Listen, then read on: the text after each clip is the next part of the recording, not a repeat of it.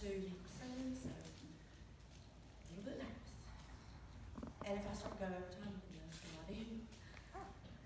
For as long as I can remember, my favorite Bible verse has always been Jeremiah 29:11, which says, "For I know the plans I have for you, declares the Lord, plans to prosper you and not to harm you, plans to give you hope in the future." Those were words I lived by as I was growing up. Every time I would get depressed about something, or something wouldn't go my way, I would just say, God's got a plan, and I would make it through. That was until I began having a lot of questions about God's plan. I'm sure most of you already know, in the past 21 months of my life, I've been being tested to the fullest extent by God and the devil. In June of 2018, I was 21 years old, married, working full-time at Johnston Health as a phlebotomist, a full-time mommy to 2-year-old Hunter and 18-month-old Kinsley, and living in a beautiful home with my little family of 4. On the outside, we got pretty good at making it look like we were happy. But on the inside, we weren't happy at all. Jordan and I got married spur of the moment when he was 16 and I was 18. And while I was 8 months pregnant with Hunter, after being together for almost 5 years and having children together and growing up a little bit, we actually grew apart. We decided that it would be best for ourselves and for the kids if we split our separate ways and worked together to co-parent Hunter and Kinsley, just in separate households. You see, at first I felt like I failed my kids. It was a lifetime goal of mine to not have my kids grow up in a broken family, in a broken home. But I also didn't want them to grow up like I did, just praying that their parents would get divorced and praying that the screaming would stop. So Jordan and I finalized our divorce in August of 2018. We were both so much happier, and after they started getting used to it, we also noticed a change in Hunter and Kinsley's behavior, showing that they were happier too. But even though I looked like I was happier, I still felt some type of loneliness. I'd been with somebody for 5 years, and it was just me. But this was also the beginning of my downward slope. The same day that we got our divorce, I was also fired from the hospital. Long story short, I ended up working in a restaurant that I worked at when I was in high school, just a different location, and also reconnected with an old high school boyfriend. This old boyfriend was a recovering drug addict who had just returned home from a 90-day rehab program in Florida. Things were great in the beginning, then after almost a month, he relapsed. His mom sent him back to rehab in Florida, and after being there for 28 days, he called me one night after midnight and asked me to drive to Boca Raton, Florida, and asked me to pick him up because he didn't want to be there anymore. This should have been a huge red flag. I guess normal people would have said no, but I didn't. By the way, this particular night, the kids were with Jordan, so I didn't just pick them up and take them too.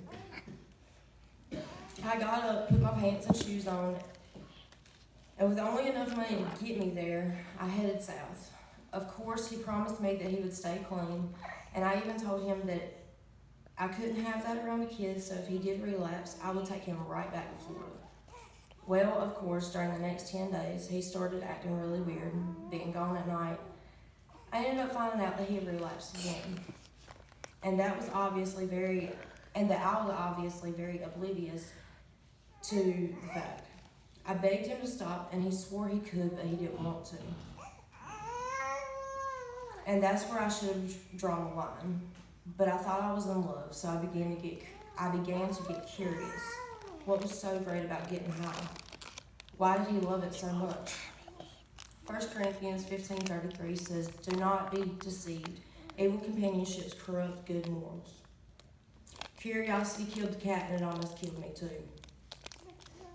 Only 5 weeks later, on December 3rd, 2018, I found myself in the front seat of my daddy's truck, homeless, hungry, 50 pounds lighter, and missing my babies. That's the day I told my daddy I can stop. I just don't want to. They sent me off to mental health and to detox. And then I came home and stayed clean for 19 days. I could sit here and tell you about every bad experience, good experience, and all that's in between. But I would really have to write a whole book. So I'm going to skip ahead a little bit. On July 11, 2019, I went to Healing Transitions, which is a rehab/homeless shelter in Raleigh. I went willingly this time. I actually wanted to go. After 8 months, I was really missing my old life. Apparently someone there called my dad and told him that they had never seen anyone any closer to death than me. And I believe it. I'm 5'6", I've had 2 kids, I was 165 pounds, and at that time I got down to 110. I ended up leaving Healing Transitions after 5 days, but stayed clean a total of 34 after returning home. Matthew 26:41 says, "Watch and pray that you may not enter into temptation. The spirit is willing, but the flesh is weak." On October 28, 2019, I was 7 days sober. It had been exactly 1 week since I moved in with my mama. I was looking for jobs, making appointments for substance abuse and mental health therapy. I was seeing the kids more, and things were beginning to fall in place until that night. I was picked up by 2 people that I thought were friends, and was supposed to be riding about 30 minutes round trip with them. I tried to be cautious, and I asked them if there was anything, any kind of drugs, paraphernalia, anything in the vehicle. They said no. About 3 miles from my mom's house, we were pulled over by a Wayne County deputy for expired tags. When I saw the blue lights, I asked them again if there was anything in the truck. Just as I suspected, the driver had a warrant for failure to appear, and he was on probation, which gave the deputy the right to search. So he asked me and the other passenger to stand at the back of the vehicle. I remember him saying, "You two aren't in any trouble, just the driver. I just need to search the truck and then y'all can be on your way." When he came back to the back of the truck, he asked us whose meth is in the ashtray. And that night, my squeaky clean record was now dirty, and all 3 of us were charged with felony possession of methamphetamine, even though I had no idea that it was there.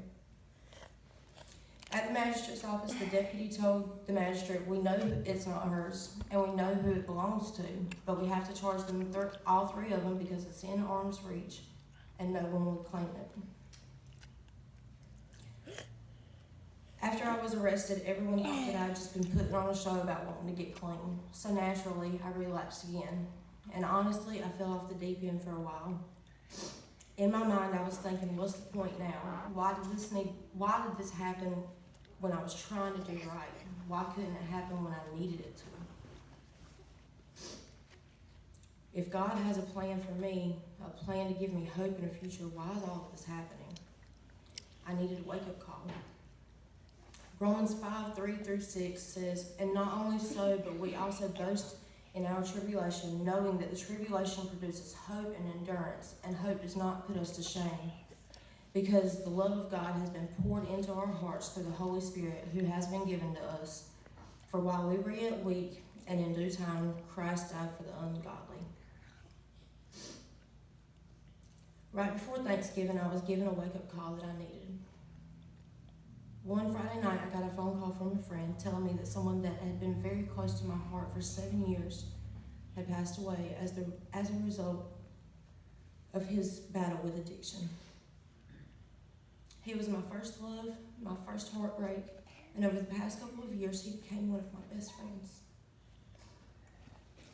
He is who I would call if I was depressed or sad or needed to laugh. He couldn't go anywhere without making at least one new friend, and no matter what demons he was fighting, he always made sure that he did everything he could to make sure the people around him were happy and smiling. It just doesn't seem fair. Why did God take the one person that I would call in this situation? And then I found the answer while talking to his mom, and this is from a message that she sent me. There's something you can do, Cailyn. Ever since you came with Tracy to my work, I thought about you a lot. It was hard for me to grasp the road that you had traveled. I've always loved you, and it broke my heart. I know addiction is a monster. Tracy was doing really well. He relapsed again this one time and got some really bad drugs that killed him. I'm asking you to remember my beautiful son the next time that monster creeps up on you. I don't want you to leave me like Tracy did. I want you to become the wonderful person you are capable of being, and I want your children to have their mom back. I want Tracy's death to be a reminder to anyone battling addiction. 1 Peter 5:8 says, be sober, watch. Your adversary, the devil, as a roaring lion, walks about seeking someone to devour. His death was meant to help somebody. His mom shared with me that she wanted to help just one person, and I promised her that that one person would be me. I guess that brings me to my purpose of why I wanted to share all of this with y'all. I want this to be a domino effect. My best friend's death helped me see the error of my ways. It brought me closer to God, and now I want to help just one person. Whether it be an addict, someone who loves an addict, someone who doesn't know how to love an addict, or someone who's ignorant to addiction. Go, behold, I send you as lambs in the midst of wolves. That's from Luke 2:3. Today I'm 82 days clean. Hunter and Kinsley have their mommy back. And let me tell you, there is no sweeter sound than when I came home from work last night and the kids ran out the front door screaming, Mommy, Mommy. And for the first time in my life, I finally feel happy and proud.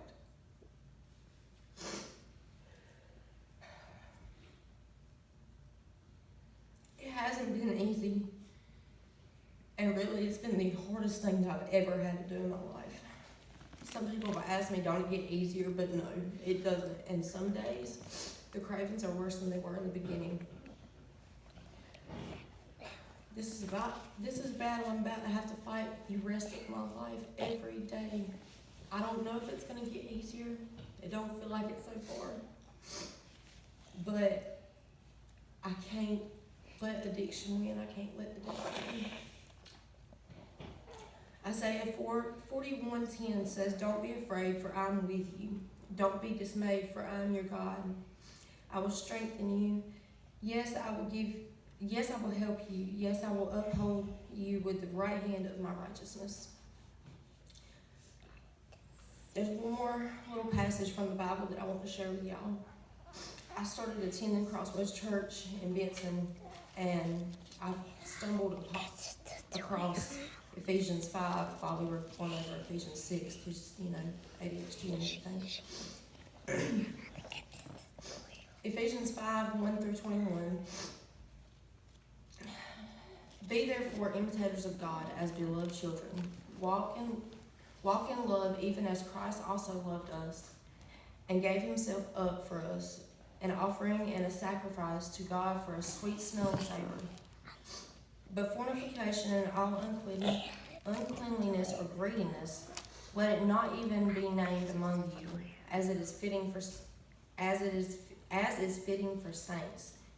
And obscenity and foolish talking or sly, filthy jesting, which are not becoming, but rather the giving of thanks. For this you realize, knowing that every fornicator or unclean person or greedy person who is an idolater has inheritance in the kingdom of Christ and of God. Let no one deceive you with vain words. Because of these things, the wrath of God is coming upon the sons of obedience. Therefore, do not be partakers with them. For you were once darkness, but now light in the Lord. Walk as children of God.